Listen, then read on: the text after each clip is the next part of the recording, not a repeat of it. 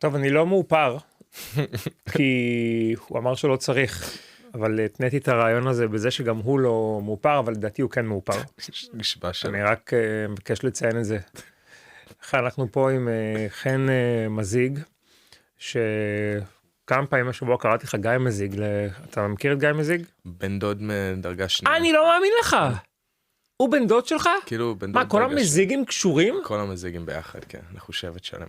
ואנחנו עושים את הרעיון הזה, כי הבחור הזה שאתם רואים עכשיו, אני לא יודע אם אתם מכירים, מי שמכיר, מכיר, אתה ממש, מה שנקרא, שליח ציבור, בלי שאף אחד מינה אותך, לדעתי, בארץ, לייצג את ישראל בהסברה באנגליה, ולאט לאט גם התרחבת להוליווד, עד הוליווד הגעת. אתה מייעץ לסלבריטאים יהודים שמתראיינים בחול, מה להגיד על ישראל. אתה מתראיין פה לכל התוכניות הכי חשובות בטלוויזיה, כשיש דיבייטים. התוכנית האהובה עליי של פירס מורגן, אתה כבר כמעט אורח קבוע שם, ואתה עושה עבודה נורא נורא קשה, כי אתה לא נולדת פה, ואתה מתווכח עם אנשים פרו-פלסטינים באנגלית ובקצב דיבור מסחרר. מה קורה כאן? אני כבר 10 שנים כמעט בתחום הזה, לא באופן רשמי, הייתי כזה חצי רגל בפנים ובחוץ בהתחלה, וב7 שנים האחרונות באמת עשיתי את זה כפול טיים ג'וב. אני מרגיש שנזרקתי לזה וגיליתי שיש לי משהו להציע כסיפור של ישראלי, יהודי, גיי, מזרחי, עם הורים צפון אפריקה ומעיראק, שמשתף סיפור שהוא לא קיצוני מדי לשום צד. מסוגל להגיד שאני תומך בזכות קיום של ישראל, ולתמוך בעם היהודי ולגנות אנטישמיות, וגם לדבר על נושאים שהם ביקורתיים. אבל כמה שנים אתה חי פה? בלונדון 6 שנים. אז מאיפה האנגלית המטורפת הזאת? האנגלית שלי מהבית, לא מהבית כאילו מההורים, אלא מהבית שהייתי קטן, פשוט מאוד אהבתי ספרים באנגלית וטלוויזיה אמריקאית. אז גם בצבא שירתתי 5 שנים כקצין קישור לאום ולארגונים הבינלאומיים. אז כל הזמן הייתי קורא דוחות ועונה לדוחות באנגלית. אז אני לא צריך להרגיש רע שאין לי אנגלית כמו שלך בעצם, כי גם אני למדתי אנגלית מהבית, ואני גם נשוי, אתה נשוי לגבר בריטי, ואני נשוי לגבר ספרדי, אבל אתה ממש התעסקת באנגלית. אוקיי, אז את זה רגשות הנחיתות שיש לי פה. מרגיש יותר טוב. נכון. איך, יש לי, אני לא יודע מאיפה להתחיל איתך, כי אני רוצה להתחיל קודם כל מהקשה. בסדר? אתה מייצג את ישראל בהמון דיונים, ויש את הדיון הזה עכשיו, שאני כל הזמן, אני מחפש את עצמי בתוכו, איפה אני נמצא, שיש דברים שהם אנטי-ישראלים, ויש דברים שהם אנטישמים. והמון פעמים יש תחושה שזה מתערבב ביחד. זאת אומרת, אם מישהו לא מסכים עם ישראל, הוא בהכרח אנטישמי. איפה אתה נמצא בדבר הזה? כן, זו נקודה מאוד חשובה, כי זה באמת משהו שהרבה אנשים מתקשים בו, איפה באמת עובר הגבול בין להיות אנטישמי, ובאמת להאמין את כל הדברים הכי נוראים על יהודים, לבין שיש לך ביקורת על ישראל, ואני חושב שיש ביקורת לגיטימית שאפשר לבקר את ישראל כמו כל מדינה. אפשר לבקר את טראמפ, אפשר לבקר את נתניהו, אפשר לבקר את כולם. אבל איפשהו הגבול הזה של בין ביקורת לבין להיות אנטי-ישראלי, שם זה באמת איפה שאנחנו צריכים לשים את הדגש. כלומר, אתה יכול לבקר מדיניות, אתה יכול לבקר פוליטיקאים, אתה יכול לבקר מלחמה, אני לא שולל את זה, והרבה פעמים שגם מבקרים, אתה יודע, אם אני בפירס מורגן ומישהו אומר לי, אתה אף פעם לא אומר שום דבר על ישראל, אני אומר, כן, יש לי ביקורת ואני כן מביע אותה על מדיניות ספציפית, אבל מפה ועד לחשוב, להגיד דברים כמו שלישראלים אין זכות קיום מוחלטת, לזה שאנחנו נאצים, או שהמלחמה היא רצח עם, כל הדברים האלה עוברים את הגבול, כי הם קודם כל לא אמיתיים, ודבר שני, הם מתחברים להרבה מונחים אנטישמיים ורעיונות אנטישמיים שגרמו למוות של 6 מיליון יהודים, ואי אפשר להתעלם מזה. זה לא איזו היסטוריה רחוקה, זה היסטוריה שעדיין, אתה יודע, יש עדיין ניצולי שואה שהם בחיים, אי אפשר לשכוח את זה. וגם השאלה שוב מגיעה לזה מתי האנטי-ישראליות נעצרת שם ברק ביקורת, ומתי הופכת להיות אלימות. בוושינגטון די.סי לפני כמה חודשים היו שני עובדי שגרירות ישראל שנרצחו על ידי מישהו שקרא Free Free Palestine. זה היה ביקורת על ישראל או שזה היה אנטישמיות? כמובן שזה היה אנטישמיות. הייתה הפגנה בבולדר קולורדו, גם לפני כמה חודשים, שאישה בת 80 ומשהו, קרן דיימון, זרקו עליה בקבוקי תבערה והיא נשרפה למוות. וזה שעשה את זה אמר, אני רק מבקר את ישראל על הרצח עם בעזה.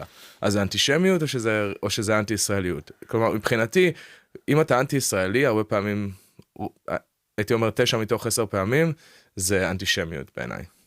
אבל אתה, עשו איזה ממש, מאז המלחמה, זה שטף, הצליחו להחזיר אותנו, כאילו שנים אחורה, מערערים על השאלה, אפילו אם מגיעה לנו המדינה. כאילו ספרד עכשיו, כשניקח רגע את האירוויזיון כדוגמה, כשחשבו אם לפסול אותנו או לא לפסול אותנו, הספרד הציע פשרה, שנהיה עם דגל ניטרלי.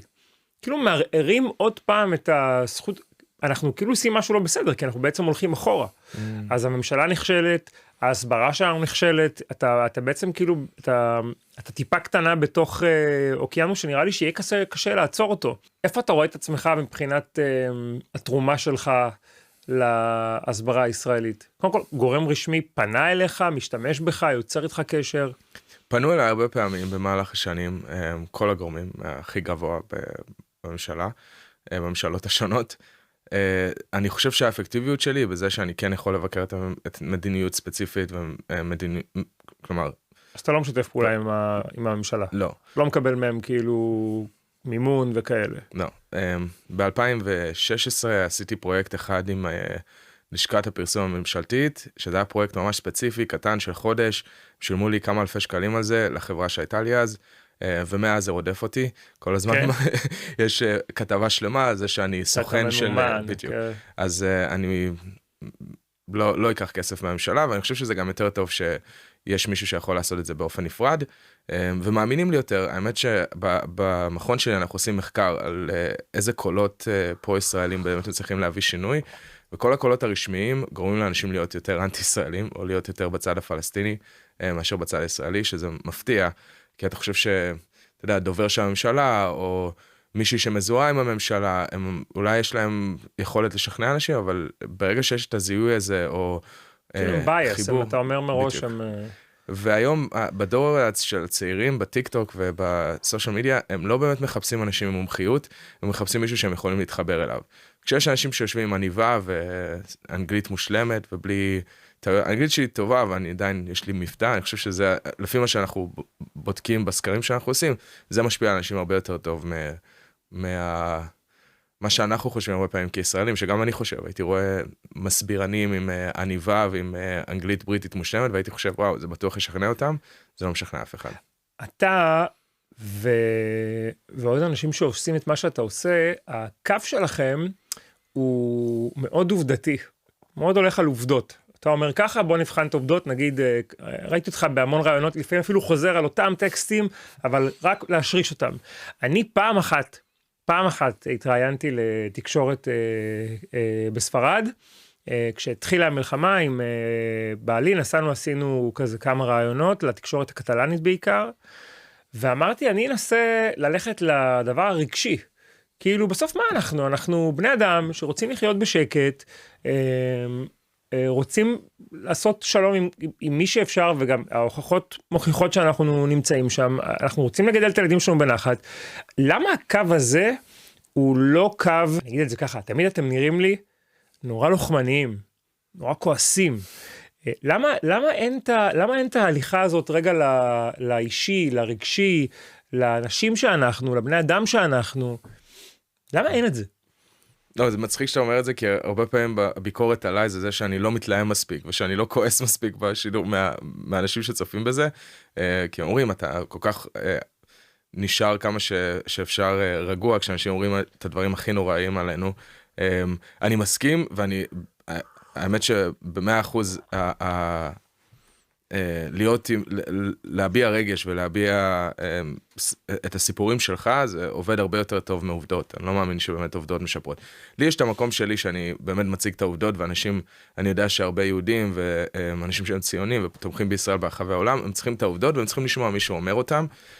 אז זה המקום שלי. אלה שאתה מתווכח איתם, אני תמיד רואה אצל הפוליטיקאים, בחדשות נגיד, הם יכולים להתווכח, יוצאים לפרסומות, הם מדברים כאילו חברים. ראיתי אותך מתווכח עם כמה אנשים שהיו ויכוחים קשים. אתה מכיר אותם, אתה נגיד תפגוש אותם בעולם האמיתי, אתם מדברים באופן חברי, או שאתם, העוינות והתחושת אני נגדך, אתה נגיד, היא קיימת גם במציאות? אישית לי, כן, זה קיים במציאות גם. כלומר, הייתי באולפן בתחילת המלחמה, לא ידעתי שאפילו יש שם בחור, עיתונאי בריטי של הגרדיאן, קוראים לו אורן ג'ונס, בן אדם דוחה, כאילו פשוט בן אדם כל כך, עם דעות כל כך קיצוניות, שממש עשה קריירה משנאת היהודים, והוא כל הזמן הציג את זה שהוא באמת נגד אנטישמיות, ובגלל זה הוא חושב שלישראל אין זכות קיום, והוא אומר את כל הדברים הכי נוראים עלינו, וגורם באמת, אני חושב שהוא אחד הגורמים המרכזיים לאלימות כלפי יהודים בבריטניה, והיה לנו עימות בסקיי ניוז, ופשוט ישבתי באולפן והרגשתי שאני עומד להקים מהבן אדם הזה, ישבתי מולו, והוא אמר את הדברים הכי נוראים, וכל משפט שהוא אמר היה יותר ויותר נורא. אתה מבין, אז איך אתה מסביר את זה? כי גם לי יש הרבה חברים בחול, שהם פרו-פלסטינים באופן, כאילו, אני, אתה יודע, עצוב לי בשבילם, כי מה אני רואה? הם מאכילים אותם, מאביסים אותם בשנאת ישראל. אני הייתי פה בלונדון לפני שנה, אני ראיתי מה אתם רואים בחדשות, אני אמרתי, אלוהים אדירים, אם אני הייתי חי פה שנה, גם אני הייתי שונא אותנו. ואני אומר לעצמי, מה הפתרון? להתנתק מהם, או לנסות לשמור איתם על מערכת יחסים תקינה, כדי שבסוף יהיה דיאלוג. איפה אתה נמצא בתוך הדבר הזה? זה מאתגר, ממש קשה להיות חבר של בן אדם שאתה יודע שחושב עליך את הדברים הכי נוראים בעולם, הוא חושב על המדינה שלך, ואני לא באמת קונה את זה שאפשר להפריד לגמרי בין אתה יודע, הדעות הכי קיצוניות על ישראל, ולהגיד, אבל אותך אני אוהב כבן אדם, אני לא רואה אותך כהמדינה שלך. אני לא חושב שבאמת אפשר לעשות את זה. אני מניח שיש בך, מכיוון שגם אני וגם אתה הומואים, ואנחנו יודעים מי נמצא היום בממשלה, יש לנו ביקורת מאוד גדולה על חלק מהאנשים שיושבים שם, שלפעמים היא מסתנכרנת גם עם, אתה יודע, השם הרע שיצא לנו, לפעמים יצא בגלל האנשים הספציפיים האלה. אני מרגיש שאתה מאוד ככה. כאילו, ברגע שישראל נמצאת תחת מתקפה, אנחנו שמים בבית, מחביאים את כל הביקורת שלנו, והולכים רק להגנת המדינה. גם להגן על אנשים שאנחנו לא בכך מסכימים איתם.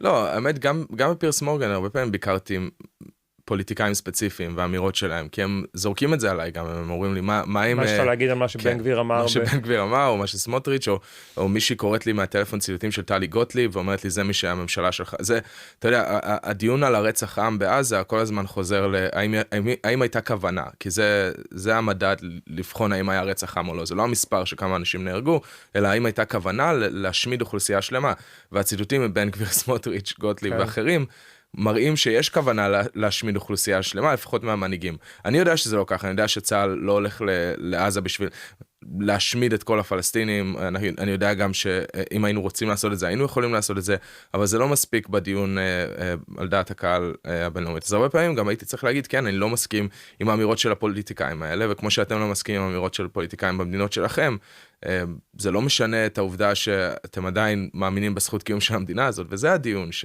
שהוא כל כך אבסורדי. למה אנחנו בכלל מדברים על אם לישראל זכות קיום או לא? בגלל מה שקרה בעזה, בגלל מלחמה בעזה?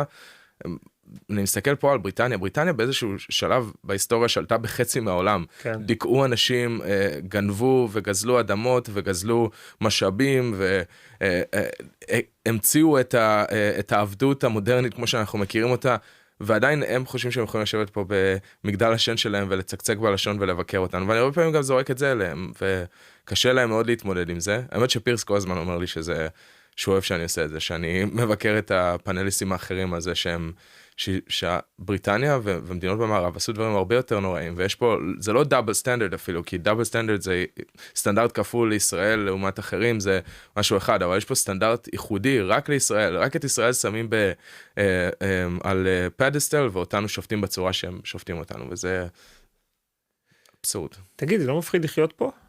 לך ספציפית, אגב, לא ליהודים, כי אני כשאני מסתובב ברחוב אני מרגיש בסדר, כי אף אחד לא יודע מי אני ומה אני, אבל אני מתחיל להרגיש שאתה, יש עליך כבר כאילו, מי אתה? כן, כן, ואני ממשיך, יש לי דיון עם בעלי כל הזמן הזה, שאני קצת חושש לביטחון שלי, אני מקווה שאמא שלי לא שמעת את זה בארץ, כי לא תאהב. אתה לא מקבל איומים באינסטגרם וכאלה? גם פיזית, גם כאילו הייתי צריך להתקשר למשטרה, והייתי באוקספורד סטריט לפני שבועיים, ואיזה מישהי חבר די גדול שלה, הלכו ברחוב אמרו, הנה האנטי-פלסטיניאן פרופגנדיסט from Israel. אני מקבל הרבה תגובות חיוביות, כלומר, יהודים שבאים אליי, והרבה פעמים בוכים ומחבקים אותי על מה שאני עושה בשבילם, וזה מחזק אותי. אבל כן, אני כן חושש, והיו איומים, והיו איומים ממשיים, הייתי צריך לעבור דירה גם באיזשהו שלב במלחמה. למה?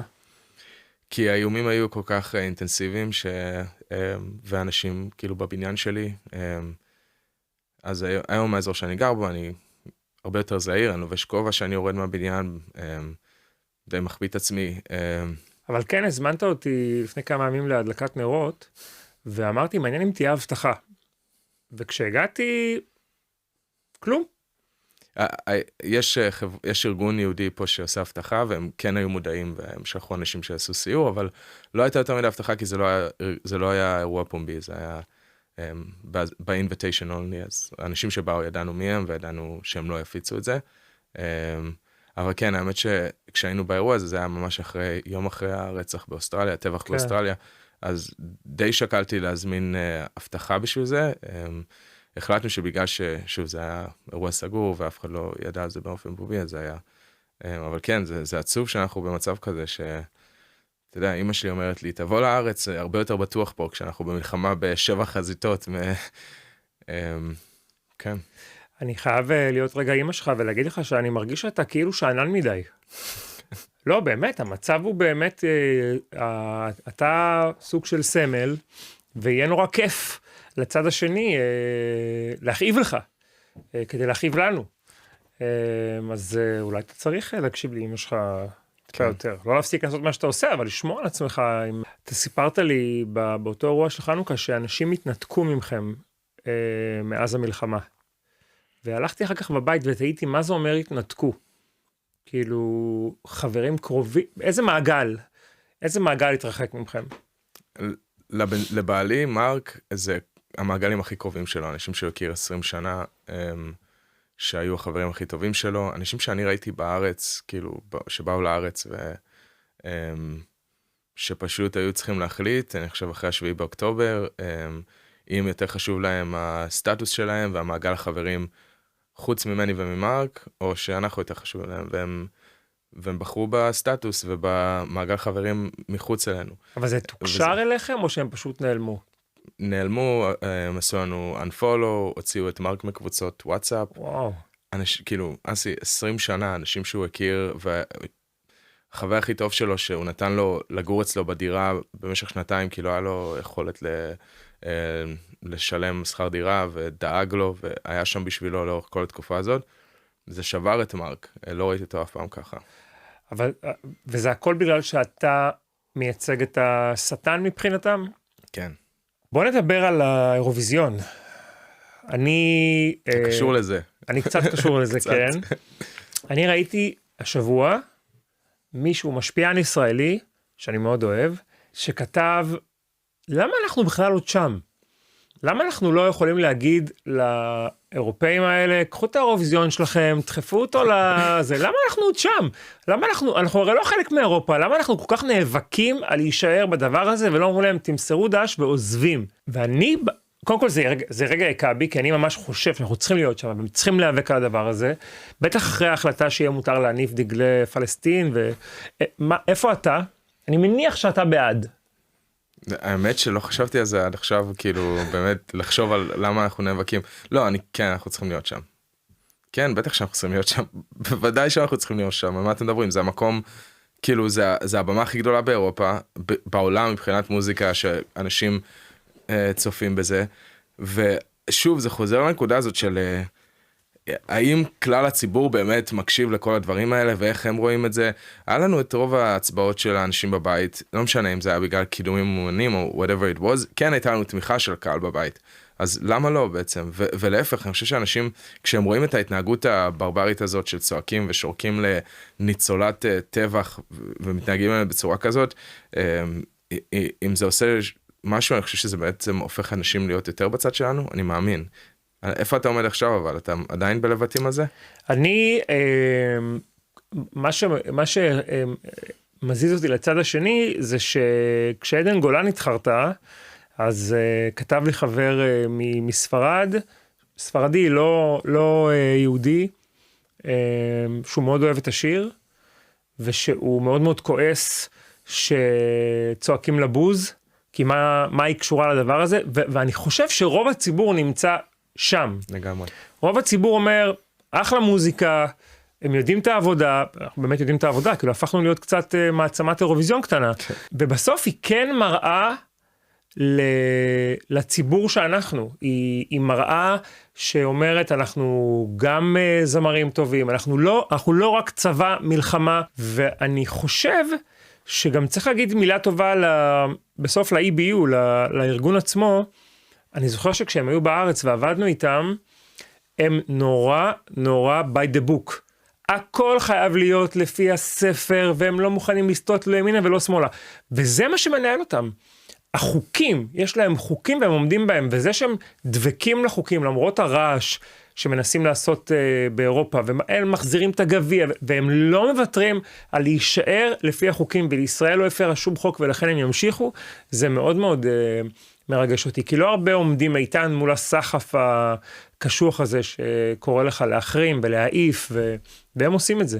ואתה חושב שזה עושה טוב לקהל בארץ, האירוויזיון? אותי מאוד ריגש, נגיד, כשהגענו מקום שני שנה שעברה, ואני מבין באופן נחרץ, כי ראית כמה הצביעו לנו בקבוצות שיפוט, מעט מאוד, זה שכל יהודי העולם, אני יודע גם מארצות הברית, מתגייסים ומצביעים, וואו, איזה בוסט של אנרגיה, איזה נחמה גם, איזה כיף שאנחנו מצליחים להתאחד ככה, איזה כוח יש לנו. תראה, זה עושה לי צמרמורת אפילו עכשיו.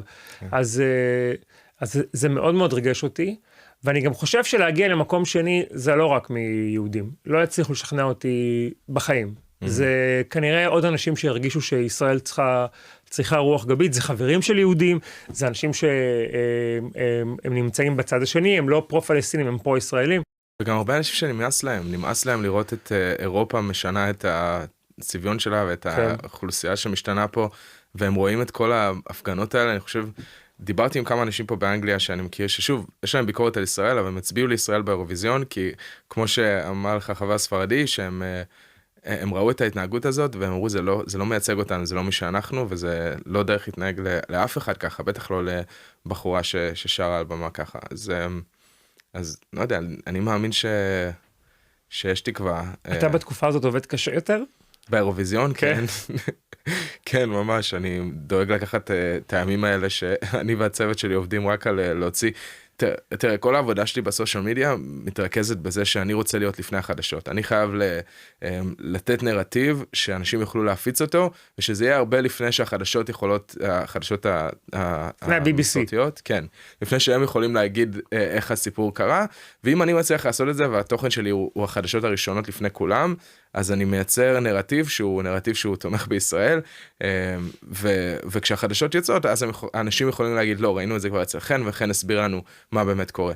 אז זה מה שאני צריך לעשות באירוויזיון, ושנה שעברה וגם בשנה לפני זה, כל הפוקוס שלנו היה על האירוויזיון, להוציא את כל המידע כמה שיותר מהר, ואת כל ההפגנות שהיו, ואת הקטעים, את הקליפים הכי מרגשים שלהם.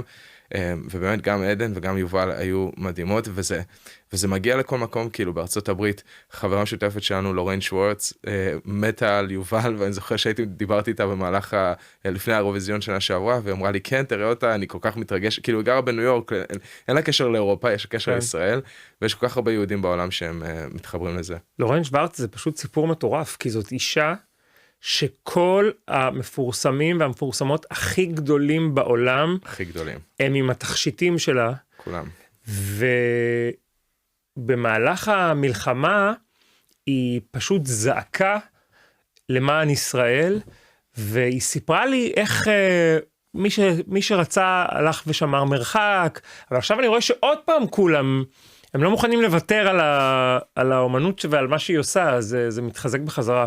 לגמרי, וזה, אתה יודע, אנשים כמו אריאנה גרנדה, ביונסה, אימא של ביונסה והיא best friends, כאילו גם לפי האינסטגרם, סופיה ורגרה, לקחה אותי פעם לארוחת ערב עם סופיה ורגרה בניו יורק, זה היה הערב הכי הזוי שהיה לי, אבל היא כאילו כל כך, יש לה נטוורק כל כך רחב, והייתה מוכנה לסכן את הכל בשביל ישראל ובשביל העם היהודי. אני אגיד לך משהו על האירוויזיון שעכשיו, שחשבתי עליו גם השבוע, למה אנחנו צריכים להיות שם.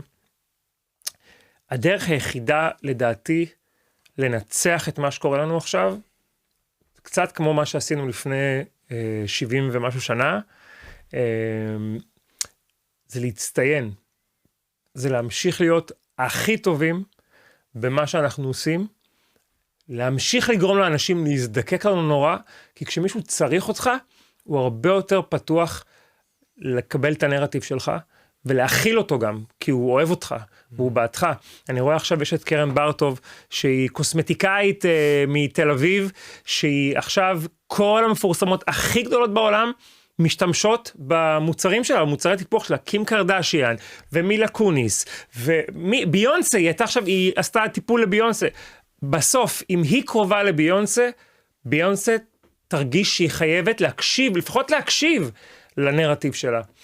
אז אני חושב שבכל מקום שבו אנחנו יכולים להצטיין, אנחנו צריכים להיות, ואני מאחל לעוד ועוד ישראלים שהדבר הזה יבעיר להם את הטוסיק, והם ימשיכו לדחוף קדימה ולהצליח. אתה חושב שיש לנו סיכוי לנצח השנה? אני באמת רוצה להאמין שכן, אני יודע שהם קצת משנים את החוקים עכשיו, כדי להוריד את הכוח של הקהל בבית. אני חושב שהם עושים את זה גם כדי לתת לצד השני להרגיש שיש להם ניצחון קטן. שהם קשובים, כן, שהם מאזנים. אני חושב בכל זאת, א', ממי שמתמודד אצלנו, יש לנו מתמודדים מאוד מאוד טובים, וב', אגב, יש בישבן, אנחנו כל כך חדורי מוטיבציה, אנחנו כל כך רוצים לעשות את זה, שנה שעברה תאר לך כמה רצינו את זה ותראה לאן הגענו, אז אני חושב שהשנה אנחנו עוד יותר רוצים להיות בפנים, ואני באמת תוהה מה יקרה, כי אם אנחנו זוכים, אז רוויזיון צריך להיות בארץ. ואז כאילו אנשים התפוצצו. אתה יודע, מוחות התפוצצו, זה יהיה כמו פצצות אטום במלא מדינות שהתפוצצו. כן, זה היה ביפרים, מבצע ביפרים 2. כן, נכון, זה ממש היה מבצע ביפרים. הראשון שהתפוצץ זה נמו, האידיוט הזה משוויץ. וואו, אני כל כך אהבתי את השיר שלו ואת זה שלו, וזה היה כל כך מבאס לראות את ההידרדרות שלו. אני פשוט, בסוף זה לרחם עליהם, כי הם באמת מאוזנים במידע נוראי. כן. זה באמת בסוף זה. אבל אני רוצה להאמין שגם, אנחנו גם מוזנים לפעמים במידע נוראי, אבל אני לא חושב שזה גורם לך לשנות את הסט הערכים שיש לך, ושגדלת איתו, ולדעת להפריד בין רע לטוב. אז אני כן נותן להם אז אני אומר, אני מסתכל על זה קצת ברחמים, ועם זאת, אני רוצה להאמין שאם אני ואתה היינו במקום שלהם, לא היינו עושים את הבחירה הזאת. אני דווקא מקווה שאני צודק. כן. כן, כי אני מקווה שזה באמת משהו אנושי, ולא משהו אנטישמי, אתה מבין? אני מעדיף שזה יהיה טעות אנושית, שהם כולם נגררים אחרי איזה נרטיב, ואומרים, אם הוא מאמין בזה, אז גם אני מאמין בזה, ולא שזה משהו נגדנו. אולי זה נאיבי, אבל אני מעדיף את זה. כן. בוא נדבר על הכוכבים ההוליוודיים שאתה מסייע להם. עם מי אתה עובד? אני חתום על כמה NDA'ים, אז אני לא יכול ממש לספר. לא, אלה יש כאלה שהם בחוץ, שאמרו שאתה עוזר להם. זהו, אלה שהם מחוץ לארון, עבדתי מאוד קרוב כבר ב4 שנים האחרונות עם דברה מסינג, סלמה בלר, כבר כמה שנים שאני עובד עם פינק, יש את, מי יודע מה... פינק היא ממש ממש פעילה למען ההסברה הישראלית, אני מרגיש, ואני תוהה באיזו רמה אתה עוזר לה, זאת אומרת, זה שיחות טלפון, זה לשלוח לה חומרים, זה להכין אותה לרעיונות, איפה אתה נמצא שם? היא לא עושה רעיונות. רק מעל הדברים. כן, רק מעל הדברים. אז כל מה שקשור לתוכן, כתיבה של תוכן, איזה דברים לעשות, עם מי לעשות שיתופי פעולה ועם מי לא. איך היא הגיעה אליך? סושיאל מדיה, כולם דרך הסושיאל מדיה. האנשים שלהם פונים אליך? לא, הם עוקבים אחריי. וואו. ויצא לך לשאול, אם היא לא פוחדת שהדבר הזה יחתים גם אותה אני חייב לקרוא לך משהו שהיא כתבה לפני כמה ימים, כי זה בדיוק עונה לשאלה שלך. Hey, I'm here, don't forget, like, if you need anything about this conflict. אז היא כתבה לי, oh no, I'm sorry, did I mess something up? I appreciate the support. I said, no, not at all. I just love that you're outspoken, but I know that there are people out there that want to cancel you. אז היא כתבה לי, yes, this is true. The good news is that I've been canceled for every day for my entire life, so I don't care. שזה הדבר, כאילו, אמרה, כבר ביטלו אותי בכל יום, בכל החיים שלי, אז אני ממש לא פוחדת שיבטלו אותי עכשיו. אני מבין מה היא אומרת, וזה באמת לוקח אותי, בסוף השמות שציינת, הם אנשים שהם לא בשיא שלהם. בפיק, נכון. ואני תוהה אם יש כאלה שהם בפיק שמתייעצים איתך, כי הם בטח לא ווקליים לגבי הדבר הזה. נגיד, זה נורא הפתיע אותי לראות את מילה קוניס, מדליקה נרות עם נועה תשבי, אבל לא אומרת כמעט מילה, או שאת כל הגדולים מגיבים על מה שקרה באוסטרליה, אבל לא אומרים מילה על מה שקורה בארץ. כאילו הקונפליקט הוא מאוד מאוד מרחיק אותם. כן. מישהו מהם כן מתייעץ איתך, מדבר איתך? כן. אם הם לא חייבים לעשות את זה, הם לא יעשו את זה. אם הם לא מרגישים שהם חייבים לעשות את זה. היו הרבה בתחילת המלחמה פנו אליי, וראו שאני עוזר להרבה מהם, ויש להם כמה קבוצות בוואטסאפ, והם העבירו את התוכן שלי, והם מאוד אהבו אותו, והרבה מהם פנו אליי, והרבה מהם רצו להיות הרבה יותר אגרסיביים, כלומר, בדעות שלהם, ואני הייתי צריך למשוך אותם בתחילת המלחמה, אבל להגיד, תיזהרו במה שהם אומרים, אתם לא יכולים להגיד את הדברים האלה, יש דברים שישמעו אחרת, וזה לא עבודה שלהם, הם לא אמורים לדעת היסטוריה, והם לא אמורים לדעת איזה מונחים להשתמש בהם, ואיזה מונחים יגרמו להם ל-outrage. אז זה השתנה מאוד משם, לעכשיו שהרבה מאלה שעבדתי איתם והייתי צריך למשוך אותם אחורה, הם אלה ששואלים אותי אם הם חייבים לדבר על אנטישמיות כלומר, שהם מגנים הם רצו לכתוב, אני מגנה את המתקפה באוסטרליה, האם אני צריך באמת לציין שזה אנטישמיות או לא, שאני אמרתי שכן, הם חייבים לציין שזה אנטישמיות, זה אתגר, זה מאתגר, בסופו של דבר יש להם קריירה, והם יודעים שאם הם יגידו משהו מיליוני אנשים בעולם לא מסכימים איתו, אז הם לא יקבלו את התמיכה שלהם. עכשיו אתה אומר, אתה בפיק של הקריירה שלך, זה לקבל החלטה בין משהו נכון לעשות, לבין הקריירה. אני לא מאשים אותם שהרבה מהם עדיין בוחרים בקריירה שלהם. אני עושה את מה שאני עושה כל יום, מבוקר ועד לילה ועד אל תוך הלילה, ואני מוכן להשקיע את זה ולעשות את המאמץ הזה, ואני לא חושב שזה נכון שכוכבים הוליוודים יהודים יסכנו את הקריירה שלהם בשביל להגיד משהו שאני לא יודע כמה זה הולך לשנות דעות. כלומר, אני כן חושב שהם היו צריכים להגיד משהו ב7 באוקטובר, והרבה מהם אמרו, אני חושב שהם צריכים להתבטא, נגיד, על הרצח בסידני, אני חושב שכולם היו צריכים להגיד על זה משהו, וכל האנשים שאני עובד איתם אמרו,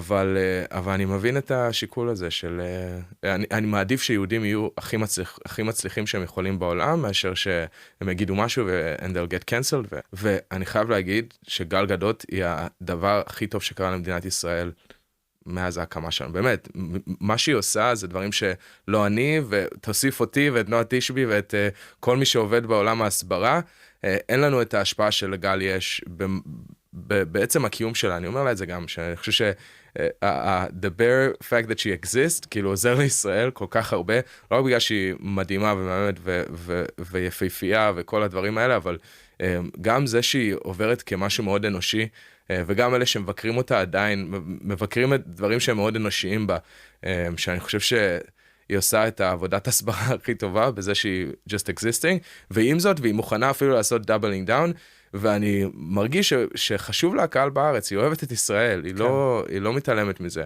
אבל בעולם אני ממש מרגיש שיש מי ששם אותה למטרה כדי לבטל אותה, כדי להצליח להוריד אותה מליוק לסרטים, מליוק לקמפיינים, מליוק לשערים. אני ממש מרגיש שעובדים בזה. כן, לגמרי. אנשים שלא, אבל זה בדיוק הנקודה. אם היא לא הייתה כל כך משפיעה באופן חיובי על אנשים ועל הדעת קהל העולמית לגבי ישראל, היא לא הייתה מעניינת אותם, הם היו נותנים לה להיות שחקנית ולא היו מתעסקים בזה. אני חושב שהם מתעסקים בזה בגלל שהם מבינים כמה השפעה יש לה, ויש לה השפעה הרבה יותר גדולה מכל השחקנים והפילמקרס בהוליווד שהם אנטי-ישראלים. אני חושב שגל לבדה משפיעה הרבה יותר על דעת קהל חיובית כלפי ישראל, משהם משפיעים על דעת קהל שלילית. אני חושב על עוד אחד בהוליווד, הנה איינביינדר, שהיא שחקנית בסדרה הקס, הייתה באמי והיא אמרה Free Palestine, שהיא זכתה באמי. אני שונא אותה. נכון. כן. היא מאוד מעצבנת. יהודייה, מאוד מעצבנת, מאוד טיפשה. ב-2021 היא כתבה לי הודעה שהיא רוצה resources, והיא רוצה ללמוד עוד על ישראל ועל ההיסטוריה.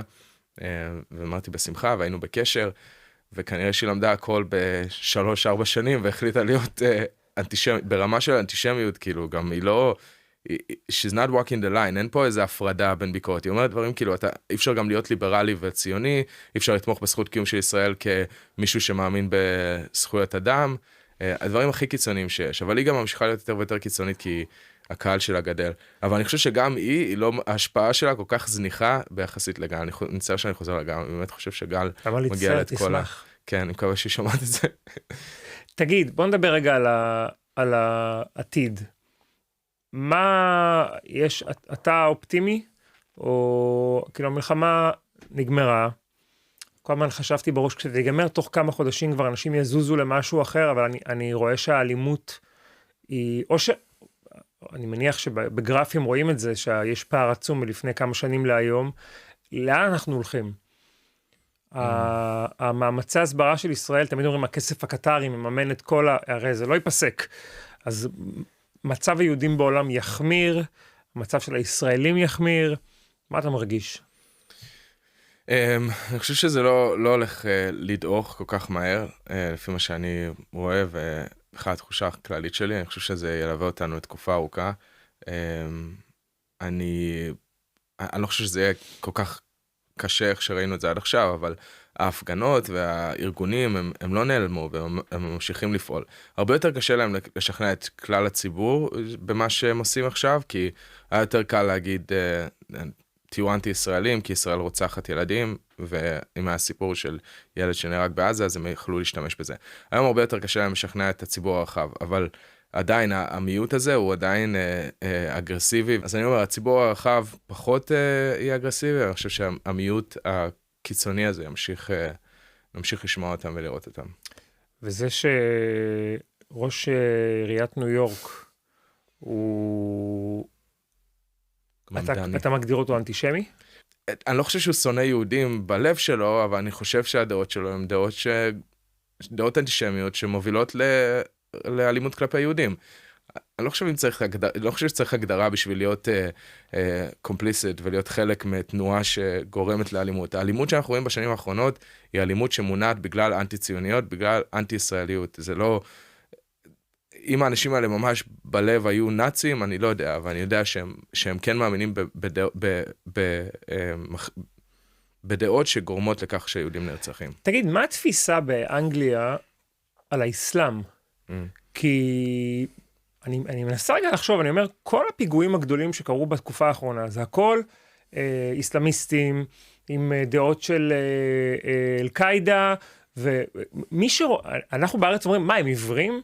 הם לא רואים שהאסלאם הולך לפגוע גם בהם, זה בסוף גם יתקוף אותם, הדבר הזה. מה התפיסה פה על האסלאמיסטים הקיצוניים? הם רואים את זה, אני לא חושב שאנשים עיוורים לזה, אבל אני חושב שהם כל כך, ואני מדבר על, יש חלקים שונים בציבור, אני חושב שהימין כן רואה את הסכנה הזאת, השמאל באנגליה לא רואה את זה כסכנה, והם מוכנים להתעלם מהרבה מהדברים האלה. איך זה יכול להיות? בגלל שהם כל כך דפוסים באידיאולוגיות ובפילוסופיה של איך אנחנו מקבלים אחרים, ואיך אנחנו לא יכולים להיות, וגם הרגשות אשמה שלהם מהעשורים וכל הדורות של הממלכה ששלטו בכל העולם ודיכאו אחרים, יש להם רגשות אשמה מאוד חזקים, אז עכשיו הם מרגישים שאם הם יהיו גזעניים כלפי אחרים, או אם הם יגידו משהו שהוא אפילו על גבול הגזענות, הם ירגישו נורא, והם לא יוכלו, המעגלים שלהם ישפטו אותם בצורה כזאת. אז אני חושב שזה מגיע משם, ובגלל זה הם גם אלה שמודעים לזה, לפחות במרכז שמאל הבריטי, עדיין לא יגידו שום דבר, כי הם מפחדים להיות מואשמים בגזענות. אתה חושב שאתה תחזור לארץ מתישהו? מתישהו, כן. מה זה מתישהו? אנחנו אומרים 5 שנים קדימה, 10 שנים קדימה? האמת שהתחלנו לחשוב על זה ממש ברצינות. היינו בארץ לפני כמה שבועות בשביל כנס שהארגון שלי עשה למשפיענים, ודיברתי עם מרק, אמרתי, באמת, אולי נשאר, כאילו, תקופה קצת יותר ארוכה, אולי כמה שנים. הוא עדיין לא מרגיש שהוא במקום, למרות שהוא מדבר עברית כמו אלברט, והוא מאוד מחובר ליהדות ולישראל, הוא עדיין איפשהו מרגיש שלא מצינו את לונדון, או שהוא לא מרגיש מוכן לעבור, אבל זה המקום הבא שנעבור אליו, בוא נגיד ככה, ישראל. העמותה שלך, איך קוראים לעמותה שלך? תל אביב אינסטיטוט, מכון תל אביב. שהיא עושה סוג של מסעות, כמו שיש את, איך זה נקרא אצל האמריקאים, שמביאים... birthright, תגלית, כן. אז אתה מביא משפיענים יהודים, אבל, לישראל, כדי לחזק את הידע שלהם, לתת להם כלים, לחזור איתם חזרה למדינת המוצא שלהם, ולדבר בשפחה של ישראל. כן. נכון? למה לא, אבל להביא אנשים שהם לא יהודים? אנחנו מביאים לפעמים, אתה יודע, 10% או 20% שהם לא יהודים, אבל הרוב הם יהודים. אני באמת מאמין שיהודים צריכים להיות אלה שמובילים את זה. אתה יודע, אם אני מסתכל על תנועות אחרות של זכויות אדם, Black Lives Matter, או זכויות ל-same sex, להט"בים, women's right, תמיד זה המיעוט שנלחם, הוא צריך להוביל את המאבק. ואני מאמין שאם יהודים, בעיקר יהודים שיש להם פלטפורמות כל כך גדולות, לא יודעים איך להגן על הדברים הבסיסיים, כאילו למה לישראל יש זכות קיום, למה אנחנו לא מדינה שהיא עם עליונות לבנה, למה אנחנו, אם אין להם את התשובות לדברים האלה, הם לא יצליחו להתמודד. וזה לא רק לקחת אותם לטיול ישראל שהם יעלו פוסט לסטורי, זה גם חשוב, אבל לעלות סטורי לא ישנה דעת, לעלות סטורי לא ישנה דעת קהל של מיליוני אנשים. אני חושב מה שישנה דעת קהל, ובאמת אני רואה את זה עם הרבה מהמשפיענים שבאים אלינו, שאומרים לי, אמר לי לפני שבוע, מישהו היה במסיבת קריסמס של הקרדשיאנס, והוא היה אצלנו בלאב לפני כמה שנים, והוא אמר, פעם ראשונה שיכולתי להסביר את הקשר שלנו לאדמה בישראל, כי למדתי את ההיסטוריה ולמדתי ממך, אז יכולתי לדבר שם עם מישהו על החיבור של ישראל, ומשהו שלא יכולתי לעשות לפני הכנס. אז זה באמת לתת להם את הכלים ואת הביטחון לעמוד מול אחרים ולדבר על ישראל. וליצור, אני סתם זורק רעיונות, ליצור דיאלוג עם הצד השני, אתם בעניין? כן, אנחנו גם מקיימים באירופה, כל פעם במקום אחר, כנס של מידל איסט פורום, שאנחנו מביאים גם פלסטינים, גם מיעוטים מכל המזרח התיכון, קופטים, קורדים, איראנים, מיעוטים מהקונפליקט, שהם עדיין מאמינים בזכות קיום של ישראל, ואנחנו עושים כנס שמדבר על איפה אנחנו לא מסכימים, איפה אנחנו כן מסכימים, ליצור קואליציות של מוביל לדעת קהל ברשתות. יש דיונים מאוד לא עתים שם, אבל אני מאמין שזה באמת יכול להוביל, להיות חלק מהשינוי. מה אתה מרגיש שהוא ההישג הכי גדול שלך בכל מה שעשית עד היום? זה הסטודנטים והיהודים הצעירים שבאים אליי בכל פעם שאני ברחוב, או שאני באיזה אירוע, ואומרים לי שהפוסטים שלי עזרו להם לשמור על השפיות שלהם, שהם, אתה יודע, אני לפעמים רואה את המספרים של הריץ' שיש לנו, ואנחנו מגיעים, הפוסטים שמגיעים קרוב ל100 מיליון אנשים בחודש, זה מה המספרים שהיו בפיק של המלחמה, שקשה לך באמת to wrap your head around, כן. כאילו 100 מיליון אנשים, איך אני יכול להגיע כל כך הרבה אנשים? אז האינטראקציות האלה, אחד על אחד, באמת משפיעות עליי, כי אני מרגיש שזה הרבה פעמים הם בוכים, אני כאילו מביא, לא שאני לא יודע למה הם בוכים, כואב לי לראות אותם בוכים, אבל קשה להתחבר לזה, כי אישית, כי אני לא מרגיש שאני רוצה לבכות. אני מרגיש כל הזמן שאני חייב לעבוד, ואולי זה גם מה שעזר לי להמשיך בשנתיים האחרונות בלי הפסקה לעבוד, אבל לראות את זה, זה כאילו מרכך אותי איפשהו, וזה מזכיר לי שיש משתמש קצה, שמה שאני העליתי היום, יעזור להם להתמודד עם מה שהולכים להגיד להם, או יוכלו לשתף את זה, או יכולים לשלוח את זה למשהו, וזה שווה הכל. טוב, חן, תשמע, קודם כל, אני מראיין אותך עכשיו, כי אני מאוד מאוד אוהב את מה שאתה עושה, ואני חושב שאתה ייצוג יפה, ומאוד צנוע שלנו. אתה לא... יש הרבה כאלה שמדברים שאתה מרגיש שיש איזו התנשאות, ואתה לא שם, אני מרגיש שאתה לגמרי מייצג אותנו כמו שהיינו צריכים להיות מיוצגים, ואני מקווה שאתה שומר על עצמך, ושתמשיך לראות, שכולנו נמשיך לראות פירות מכל מה שאתה עושה, ואני אומר את זה למרות שאני משוכנע שזה מובן מאליו, כל מה שאתה צריך מהצד שלי, אני אשמח לעשות, ולקחת חלק, זה יהיה המעט שאני יכול לתרום, כי המון פעמים אנחנו מרגישים, אנשים מהמקצוע שלי בארץ, שאנחנו לא יודעים כאילו איך אפשר, אנחנו יכולים לצעוק בארץ, אבל איך אנחנו יכולים לצעוק שזה יגיע החוצה, ואם אתה צריך את העזרה שלנו, אני ועוד רבים כמוני ישמחו לעשות את זה באהבה. תודה רבה, אסי, תודה.